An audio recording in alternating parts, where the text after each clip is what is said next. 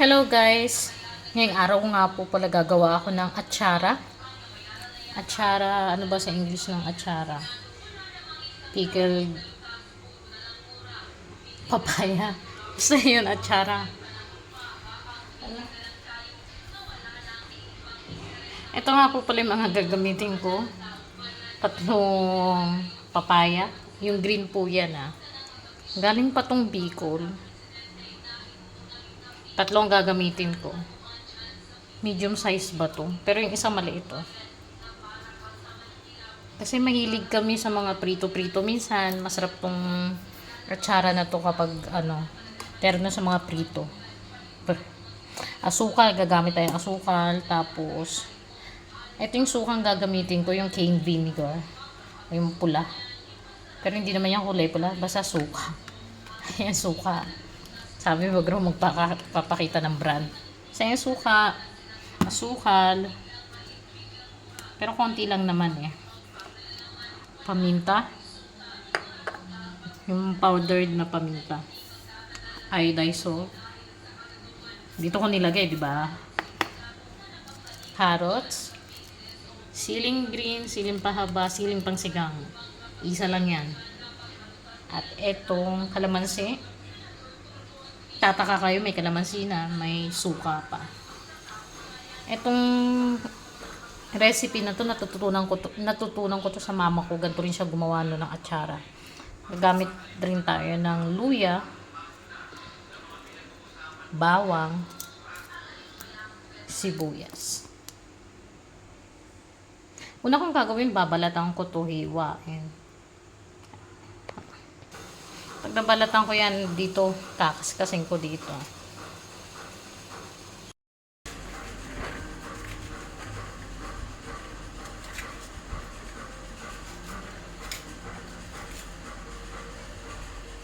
Mamaya ako na lang lilinisin ng mabuti.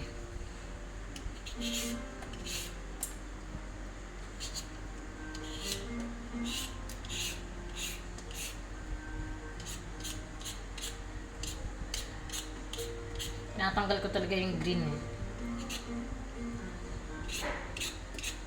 Salamat nga pala kay Mading Lani, sa kanya galing tong tong papaya. May tanim kasi siya dun mismo sa bahay niya. Sa bakuran niya pala. Salamat.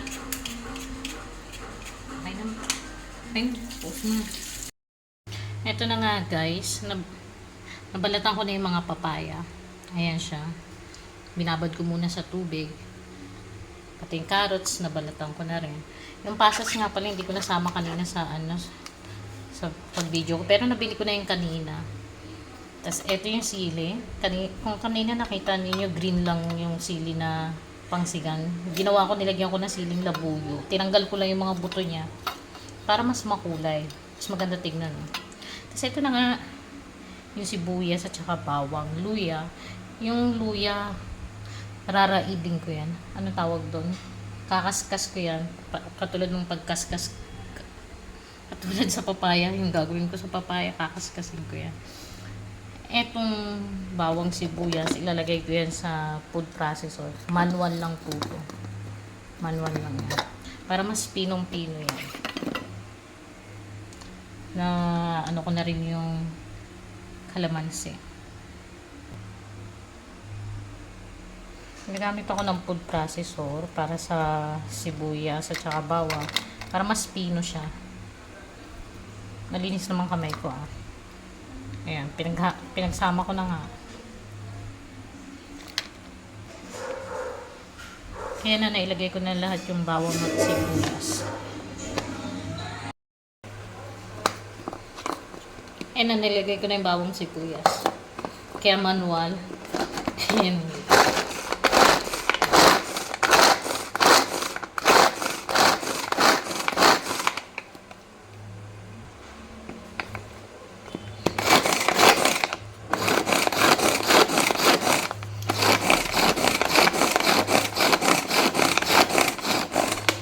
Ayan, pwede na. Talagang napipino rin siya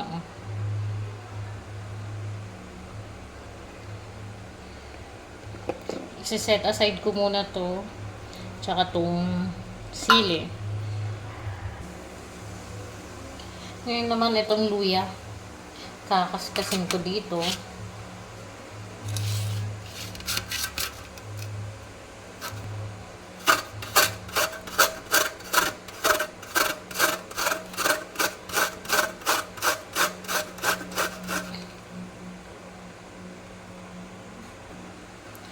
Medyo mahirap nga lang magkaskas ng luya, lalo na kapag maliit na lang.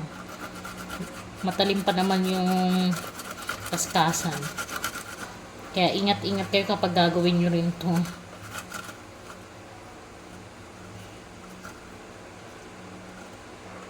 Sayang naman kasi. Kaya sa abot ng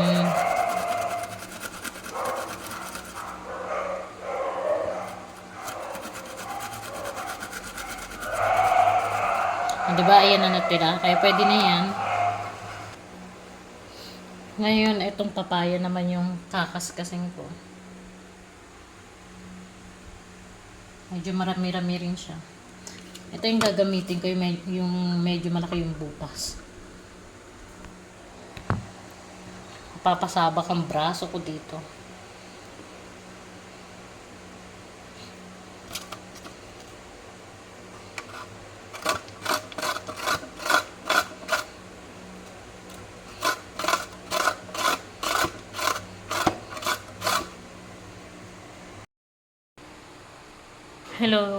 Hello guys, ito na nga, natapos ko na siyang kaskasin.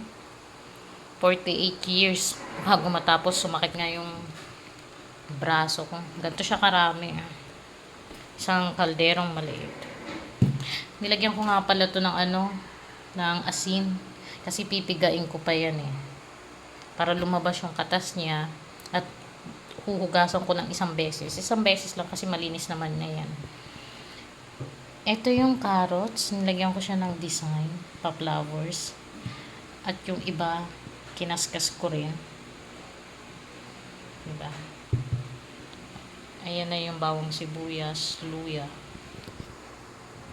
Kalamansi yan, sili. Pasas. Dito ko nga ilalagay. Mukhang kukulangin to. Kasi marami yan. Yun na lang. Pagkapiga ko nito, tas hugasan, lulutuin ko na lang yung suka sa apoy. At ito na nga, natapos ko na nga pigaan yung papaya. Hinugasan ko rin siya ng isang hugas. At sinet aside ko muna. Ngayon ang gagawin ko, lulutuin ko naman yung suka. Ayun yung kawali. Siyempre may apoy na yan. Naglalagay ako ng isang tasang tubig. Mineral water pa yung ginamit ko.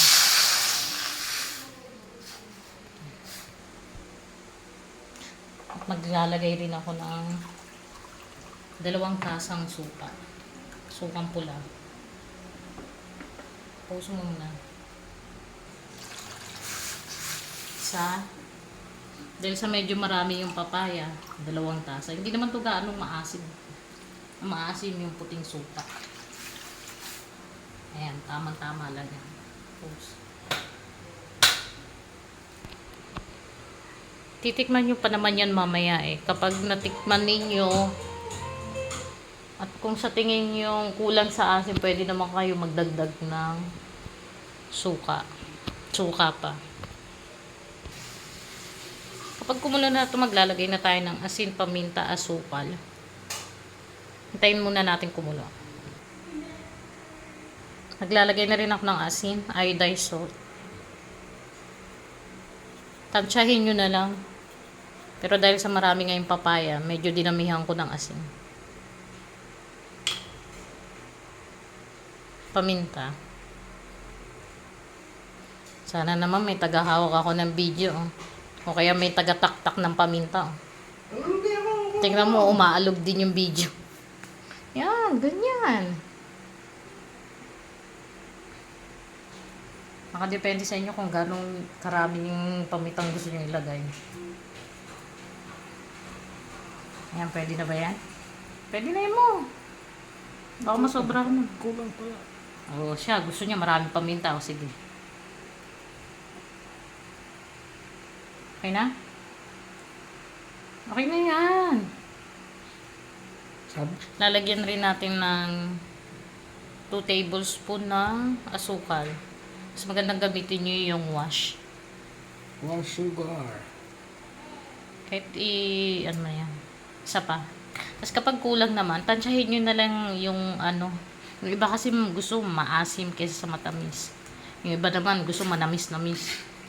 Ako gusto ko yung ano, maano pa rin yung asim kaysa sa matamis. Tapos kapag kumulo na yan, Tapon nyo na sa basura. hindi, bye ka. Patayin nyo na yung apoy. Tapos palamigin nyo yan. Doon nyo na ilagay yung Patayin nyo na yung magluto pala. Kuluin mo. hindi, ilagay mo na. Ilalagay na rin natin yung kalamansi. Yung- Wala mo kalamansi pa. Oh, etong kalamansi na to, nakita ko to sa mama ko nung gumagawa siya ng atsara. Tsaka yung ibang part na to, natutunan ko na lang din kay Ate Maribel. Kasi yun talaga yung gumagawa rin ng atsara. Tapos yung iba, version naman ng mama ko. Dapat Yung iba hindi naglalagay talaga ng kalamansi. Depende na lang sa inyo. Mas masarap kasi yung ano eh, yung may kalamansi. Kaysa sa puro suka lang.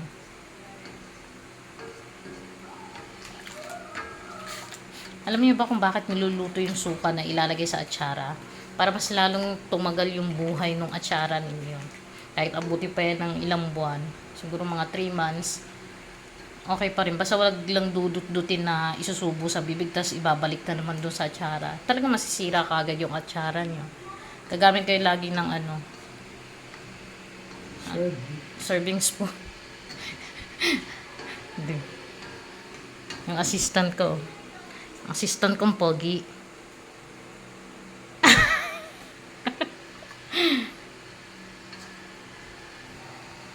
Dadagdag nga po pala ako ng isa pang tasang suka kasi mukhang kukulangin dahil madami nga talaga yung papaya. So maganda na yung sobra kasi hindi naman niya masasayang, pwede itong maging sausawan. Tapos maya maya kapag kumulo na, titikman ko na lang. I-adjust ko na lang yung lasa. Play. Nagdagdag pa nga pala kami ng ano, ng asukal at konting asin. Kaya mas maganda talagang titikman ninyo siya habang niluluto nyo yung suka. Nakadepende sa panlasa ninyo. Dalawa na kaming tumitikim ng kamahalan ko. Ito pwede na tong patayin. Pwede nang patayin yung apoy basta kumulo na yung suka. Diba? Tapos kapag tapos na to, kapag pinatay ko na yung apoy, palalamigin ko na lang to.